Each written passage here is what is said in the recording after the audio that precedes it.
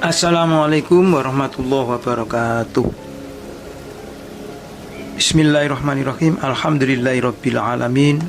Wassalatu wassalamu ala asyrofil anbiya'i wal mursalin Sayyidina wa maulana Muhammadin wa ala alihi wa sahbihi wa barik wa sallim ajmain, amma ba'du.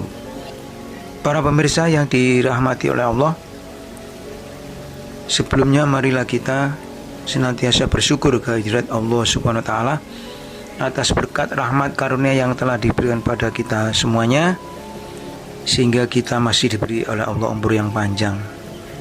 Sebagai rasa syukur kita, marilah kita ucapkan dengan ucapan Alhamdulillahirabbil alamin. Shalawat serta salam kita limpahkan kepada junjungan kita Nabi besar Muhammad sallallahu alaihi wasallam. Allahumma shalli ala Sayyidina Muhammad, Allahumma shalli wa sallim alaihi. Baik para pemirsa, saya akan memberikan video tentang cikal bakal, yaitu lahirnya NU atau Nahdlatul Ulama. Sebelum Rasulullah SAW lahir, Arab pecah menjadi dua. Satu dari keturunan Bani Hashim, yang kedua adalah Bani Umayyah. Rebutan apa? Yaitu rebutan Ka'bah. Nabi Muhammad SAW keturunan Bani Hashim, musuhnya adalah Bani Umayyah. Perang terus menerus. Perang Badar, Bani Hashim melawan Bani Umayyah. Perang Uhud, Bani Hashim melawan Bani Umayyah. Padahal sama-sama orang Arabnya. Setelah wafatnya Nabi Muhammad SAW, kemudian diteruskan pimpinan itu oleh Khalifah Abu Bakar As-Siddiq dari keturunan Bani Hashim. Setelah wafat digantikan oleh Khalifah Umar bin Khattab dari keturunan Bani Hashim. Setelah Umar meninggal, wafat digantikan oleh Utsman dari keturunan Bani Umayyah. Dari Khalifah Utsman inilah kemudian dibunuh oleh sama Islamnya, rebutan kekuasaan. Khalifah Utsman wafat digantikan oleh Sayyidina Ali. Disinilah cikal bakal NU atau Nahdlatul Ulama. Sayyidina Ali dari Bani Hashim. Ini saling bunuh-membunuh, berebutan kekuasaan. Setelah Sayyidina Ali meninggal, digantilah oleh yaitu Muawiyah. Waktu zamannya Bani Muawiyah ini melarang yaitu membaca Sayyidina. Proyeknya pokoknya melarang membaca Sayyidina. Muawiyah meninggal, diganti oleh anaknya yang bernama Yazid bin Muawiyah. Proyeknya yang lain adalah membunuh anak cucu Nabi Muhammad SAW. Contohnya Sayyidina Hasan ini meninggal diracun. Sayyidina Husain yaitu dipotong lehernya, diacung-acungan dengan tombak. Nah, bagaimana cara membunuh cucu cicit Nabi Muhammad SAW? Yaitu dengan cara diiming-imingi kekuasaan, dikumpulkan di Karbala, kurang lebih yaitu 81 anak cucu Nabi. Waktu sudah berkumpul 81, akhirnya dibantai semuanya. Husain meninggal sampai dibuat apa? Sepak bola. Jadi dipotong lehernya, dipancung dan lain sebagainya. Ini para pemirsa. Nah, pada waktu pembunuhan di Karbala, ada salah satu atau satu dari 81 tadi, ada yang masih hidup karena masih kecil anak cucunya.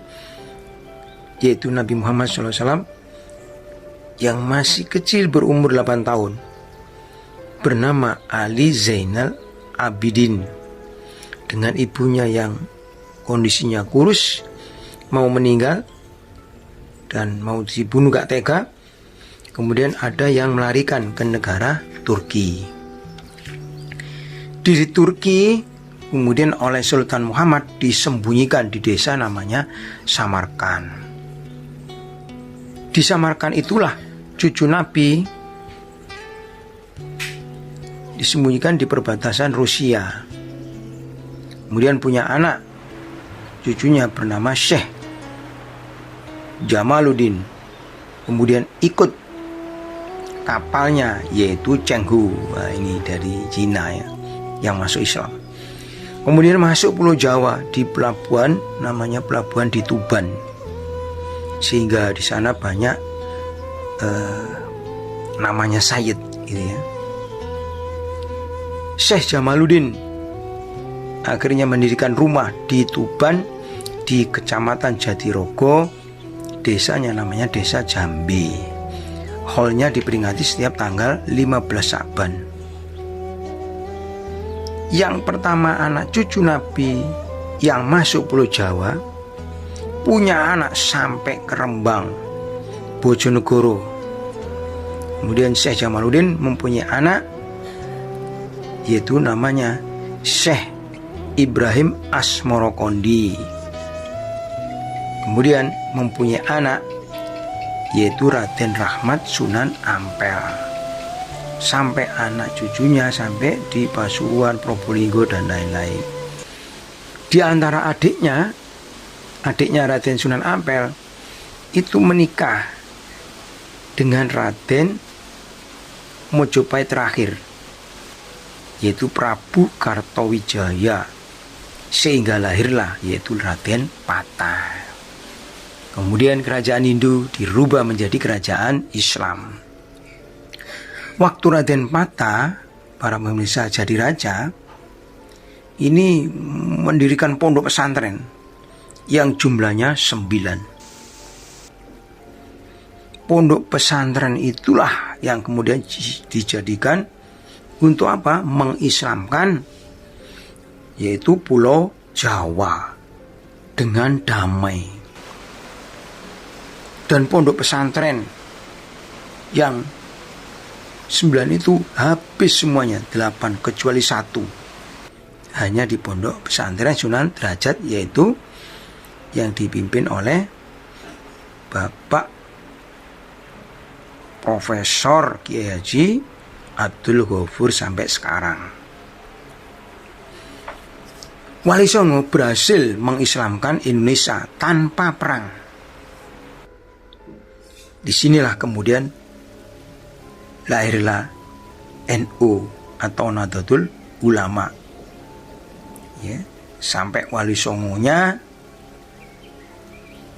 jumlahnya 9. Makanya Wali Songo, Songo itu 9. Menurut perbintangan dalam Al-Quran, Allah berfirman, A'udzubillahi minasyaitonirrajim wasyamsu tajri li mustaqarrin laha dzalika taqdirul azizil alim. Jawa itu dari jim dan waw. Jim itu 3, waw ya 6, jadi 9.